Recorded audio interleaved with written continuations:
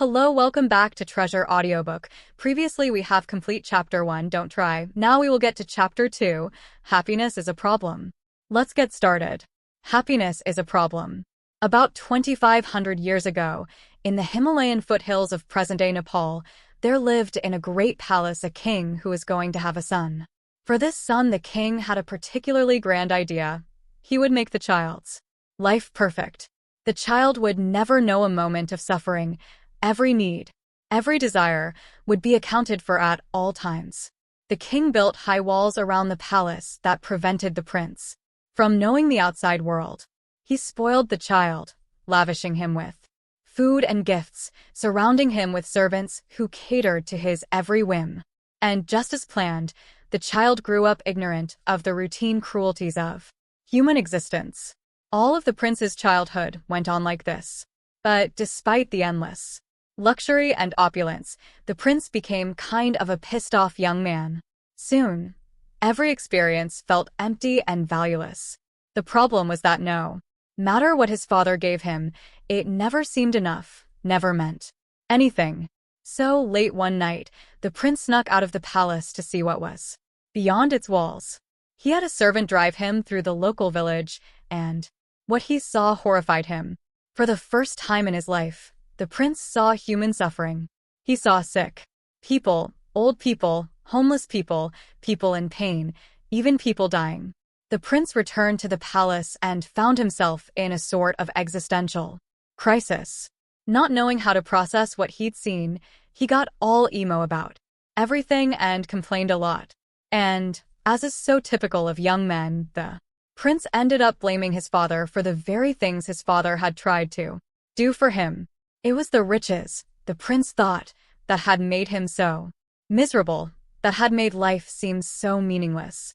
He decided to run away, but the prince was more like his father than he knew. He had grand ideas, too. He wouldn't just run away, he would give up his royalty, his family, and all of his possessions and live in the streets, sleeping in dirt like an animal. There he would starve himself, torture himself, and beg for scraps of food from strangers for the rest of his life. The next night, the prince snuck out of the palace again, this time never to return.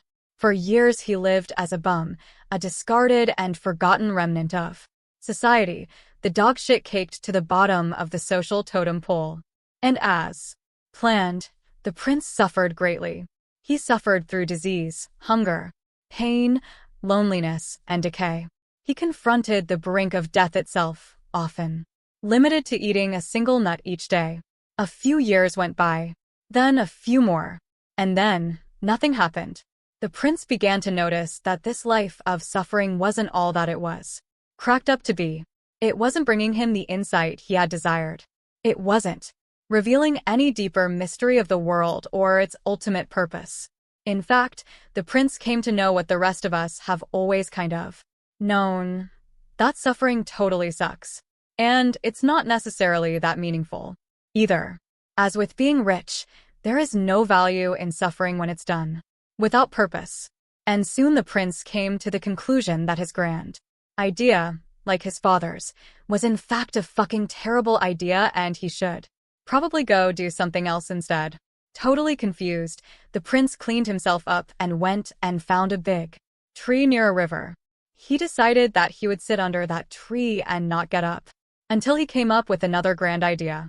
As the legend goes, the confused prince sat under that tree for 49 days. We won't delve into the biological viability of sitting in the same spot for 49 days, but let's just say that in that time the prince came to a number of profound realizations. One of those realizations was this: that life itself is a form of suffering. The rich suffer because of their riches. The poor suffer because of their poverty. People without a family suffer because they have no family. People with a family suffer because of their family. People who pursue worldly pleasures suffer because of their worldly pleasures. People who abstain from worldly pleasures suffer because of their abstention. This isn't to say that all suffering is equal. Some suffering is certainly more painful than other suffering, but we all must suffer nonetheless. Years later, the prince would build his own philosophy and share it with the world, and this would be its first and central tenet, that pain and loss are inevitable and we should let go of trying to resist them. The prince would later become known as the Buddha. And in case you haven't heard of him, he was kind of a big deal. There is a premise that underlies a lot of our assumptions and beliefs. The premise is that happiness is algorithmic, that it can be worked for and earned, and achieved as if it were getting accepted to law school or building a really complicated Lego set. If I achieve X, then I can be happy. If I look like Y, then I can be happy. If I can be with a person like Z, then I can be happy. This premise, though, is the problem. Happiness is not a solvable equation. Dissatisfaction and unease are inherent parts of human nature and, as we'll see, necessary components to creating consistent happiness. The Buddha argued this from a theological and philosophical perspective. I will make the same argument in this chapter, but I will make it from a biological perspective and with Panda's The Misadventures of Disappointment Panda. If I could invent a superhero, I would invent one called Disappointment Panda. He'd wear a cheesy eye mask and a shirt with a giant capital T on it. That was way too small for his big panda belly, and his superpower would be to tell people harsh truths about themselves that they needed to hear but didn't want to accept. He would go door to door like a Bible salesman and ring doorbells and say things like, sure, making a lot of money makes you feel good, but it won't make your kids love you. Or, if you have to ask yourself if you trust your wife, then you probably don't. Or, what you consider friendship is really just your constant attempts to impress people. Then he'd tell the homeowner to have a nice day and saunter on down to the next house. It would be awesome, and sick, and sad, and uplifting, and necessary. After all, the greatest truths in life are usually the most unpleasant to hear. Disappointment Panda would be the hero that none of us would want but all of us would need. He'd be the proverbial vegetables to our mental diet of junk food. He'd make our lives better despite making us feel worse. He'd make us stronger by tearing us down, brighten our future by showing us the darkness. Listening to him would be like watching a movie where the hero dies in the end. You love it even more despite making you feel horrible, because it feels real. So while we're here, allow me to put on my Disappointment Panda mask and drop another unpleasant truth on you. We suffer for the simple reason that suffering is biologically useful. It is nature's preferred agent for inspiring change. We have evolved to always live with a certain degree of dissatisfaction and insecurity because it's the mildly dissatisfied and insecure creature that's going to do the most work to innovate and survive. We are wired to become dissatisfied with whatever we have and satisfied by only what we do not have. This constant dissatisfaction has kept our species fighting and striving, building and conquering. So no, our own pain and misery aren't a bug of human evolution, they're a feature. Pain, in all of its forms, is our body's most effective means of spurring action. Take something as simple as stubbing your toe. If you're like me, when you stub your toe you scream enough four-letter words to make Pope Francis cry. You also probably blame some poor inanimate object for your suffering. Stupid table, you say. Or maybe you even go so far as to question your entire interior design philosophy based on your throbbing foot.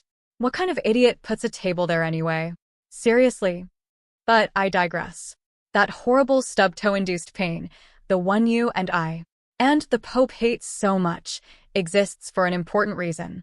Physical pain is a product of our nervous system, a feedback mechanism to give us a sense of our own physical proportions, where we can and cannot move and what we can and cannot touch.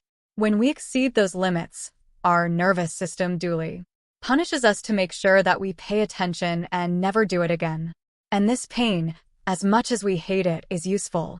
Pain is what teaches us what to pay attention to when we're young or careless. It helps show us what's good for us versus what's bad for us. It helps us understand and adhere to our own limitations. It teaches us to not fuck around near hot stoves or stick metal objects into electrical sockets.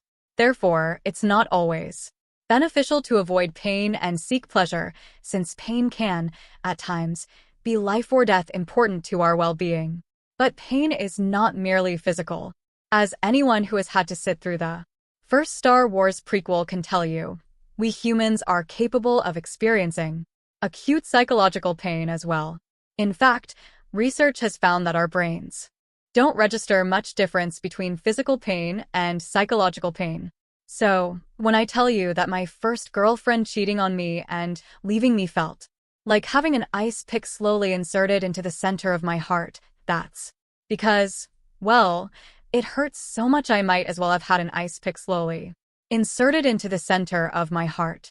Like physical pain, our psychological pain is an indication of something out of equilibrium, some limitation that has been exceeded. And like our physical pain, our psychological pain is not necessarily always bad or even undesirable. In some cases, experiencing emotional or psychological pain can be healthy or necessary.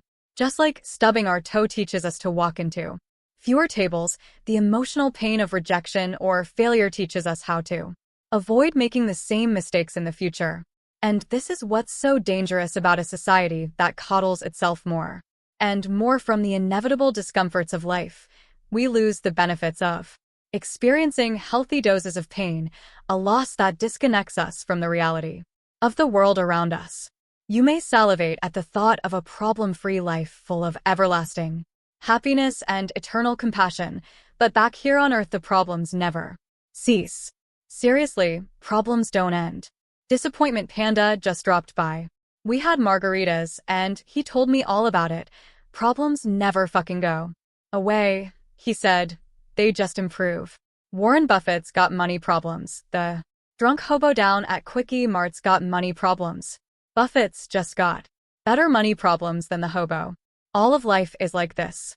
Life is essentially an endless series of problems, Mark, the panda told me. He sipped his drink and adjusted the little pink umbrella. The solution to one problem is merely the creation of the next one. A moment passed, and then I wondered where the fuck the talking panda came from. And while we're at it, who made these margaritas? Don't hope for a life without problems, the panda said. There's no such thing. Instead, hope for a life full of good problems. And with that, he set his glass down, adjusted his sombrero, and sauntered off into the sunset. Happiness comes from solving problems. Problems are a constant in life. When you solve your health problem by buying a gym membership, you create new problems, like having to get up early to get to the gym on time, sweating like a meth head for 30 minutes on an elliptical, and then getting showered and changed for work so you don't stink up the whole office. When you solve your problem of not spending enough time with your partner by designating Wednesday night date night, you generate new problems, such as figuring out what to do every Wednesday that you both won't hate, making sure you have enough money for nice dinners, rediscovering the chemistry and spark you two feel you've lost, and unraveling the logistics of fucking in a small bathtub filled with too many bubbles. Problems never stop, they merely get exchanged and or upgraded. Happiness comes from solving problems. The key word here is solving. If you're avoiding your problems or feel like you don't have any problems, then you're going to make yourself miserable. If you feel like you have problems that you can't solve, you will likewise make yourself miserable. The secret sauce is in the solving of the problems, not in not having problems. In the first place, to be happy we need something to solve. Happiness is therefore a form of action. It's an activity, not something that is passively bestowed upon you. Not something that you magically discover in a top 10 article on the Huffington Post or from any specific guru or teacher. It doesn't magically appear when you finally make enough money to add on that extra room to the house.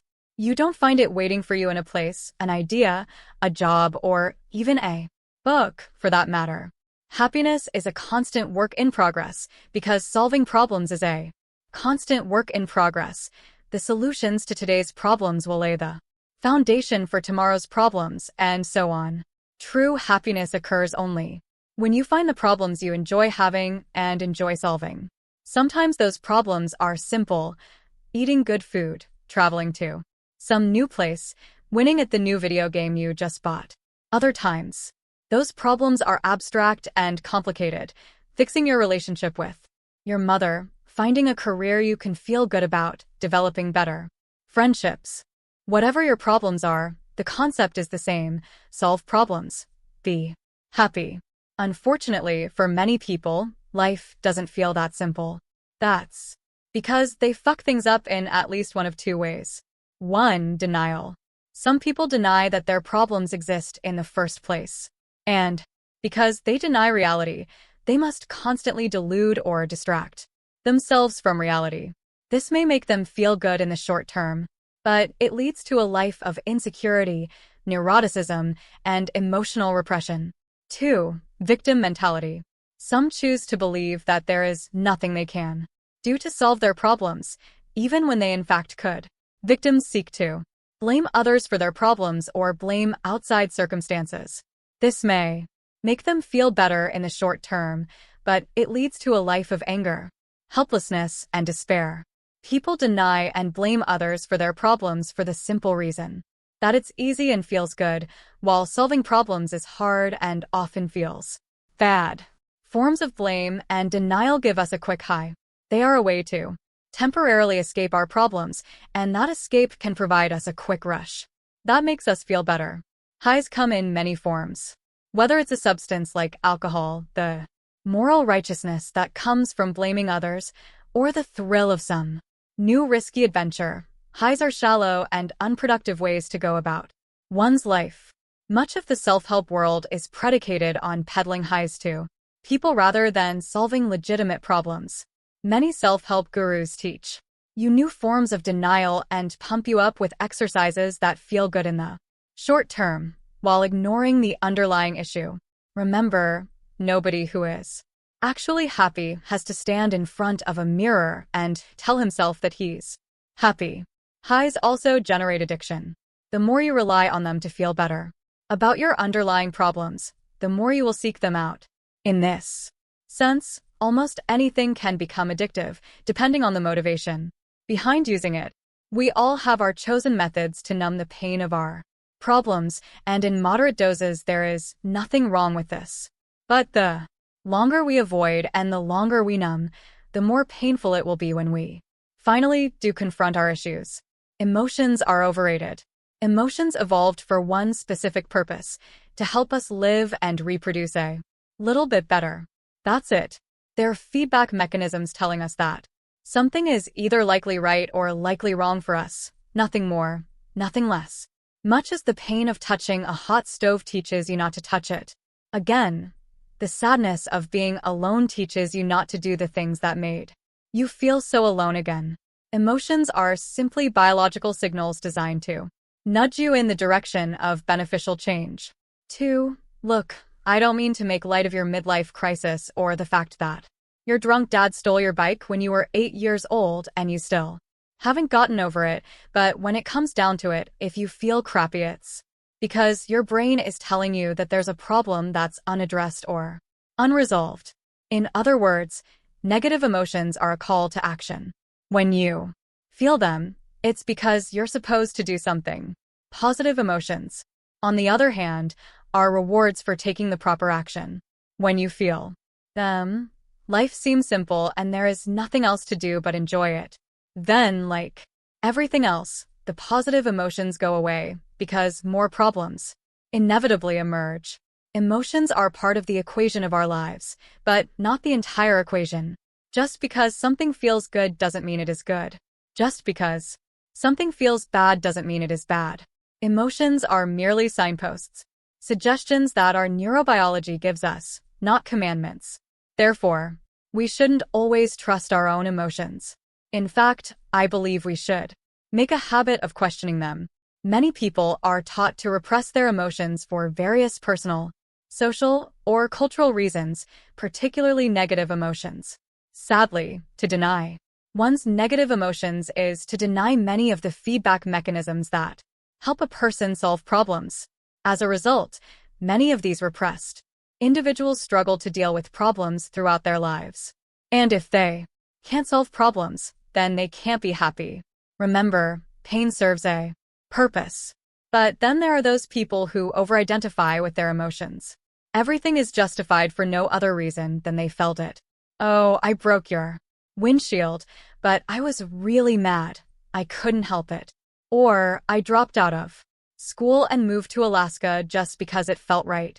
Decision-making, based on emotional intuition, without the aid of reason to keep it in line, pretty much always sucks. You know who bases their entire lives on their emotions?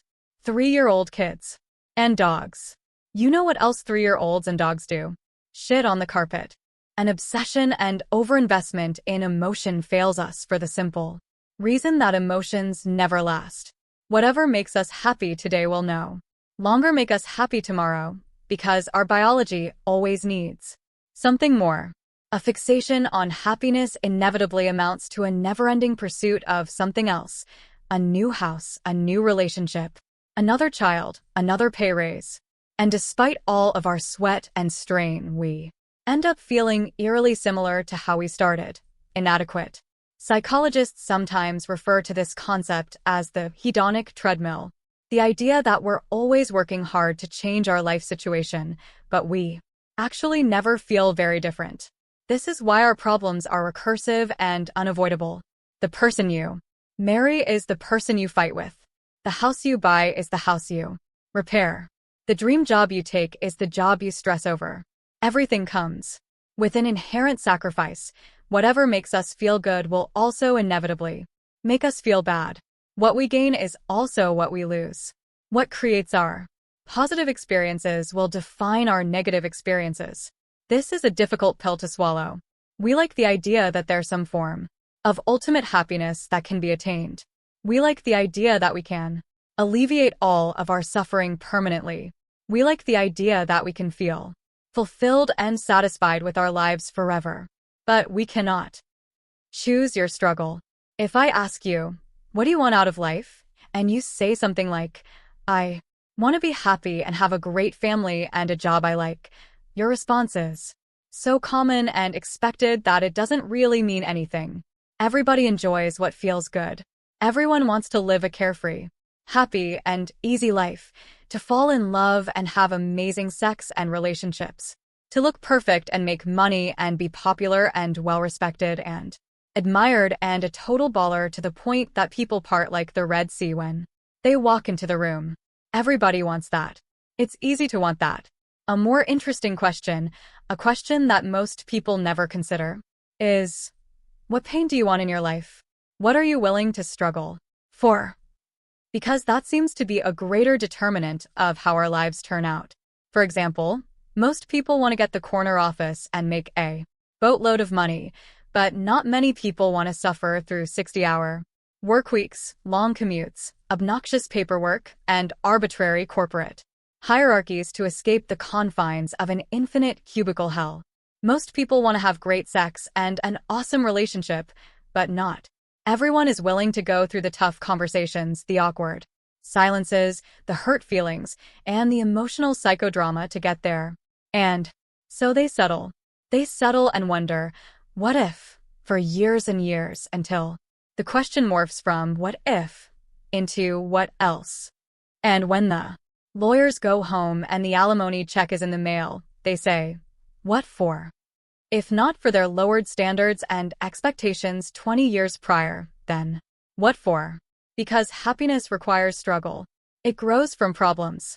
Joy doesn't just sprout out of the ground like daisies and rainbows. Real, serious, lifelong fulfillment and meaning have to be earned through the choosing and managing of our struggles. Whether you suffer from anxiety or loneliness or obsessive-compulsive disorder or a dickhead boss who ruins half of your waking hours every day, the solution lies in the acceptance and active engagement of that negative experience, not the avoidance of it, not the salvation from it.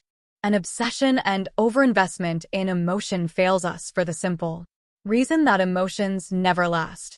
Whatever makes us happy today will no longer make us happy tomorrow, because our biology always needs something more. A fixation on happiness inevitably amounts to a never-ending pursuit of something else, a new house, a new relationship, another child, another pay raise. And despite all of our sweat and strain, we end up feeling eerily similar to how we started, inadequate. Psychologists sometimes refer to this concept as the hedonic treadmill, the idea that we're always working hard to change our life situation, but we actually never feel very different. This is why our problems are recursive and unavoidable. The person you marry is the person you fight with. The house you buy is the house you repair. The dream job you take is the job you stress over. Everything comes with an inherent sacrifice. Whatever makes us feel good will also inevitably make us feel bad. What we gain is also what we lose. What creates our positive experiences will define our negative experiences. This is a difficult pill to swallow. We like the idea that there's some form of ultimate happiness that can be attained. We like the idea that we can alleviate all of our suffering permanently. We like the idea that we can feel fulfilled and satisfied with our lives forever. But we cannot. Choose your struggle. If I ask you, what do you want out of life? And you say something like, I want to be happy and have a great family and a job I like. Your response is so common and expected that it doesn't really mean anything. Everybody enjoys what feels good. Everyone wants to live a carefree, happy, and easy life, to fall in love and have amazing sex and relationships, to look perfect and make money and be popular and well-respected and admired and a total baller to the point that people part like the Red Sea when they walk into the room. Everybody wants that. It's easy to want that. A more interesting question, a question that most people never consider, is, what pain do you want in your life? What are you willing to struggle for? Because that seems to be a greater determinant of how our lives turn out. For example, most people want to get the corner office and make a boatload of money, but not many people want to suffer through 60-hour work weeks, long commutes, obnoxious paperwork, and arbitrary corporate hierarchies to escape the confines of an infinite cubicle hell. Most people want to have great sex and an awesome relationship, but not everyone is willing to go through the tough conversations, the awkward silences, the hurt feelings, and the emotional psychodrama to get there. And so they settle. They settle and wonder, what if, for years and years, until the question morphs from what if into what else.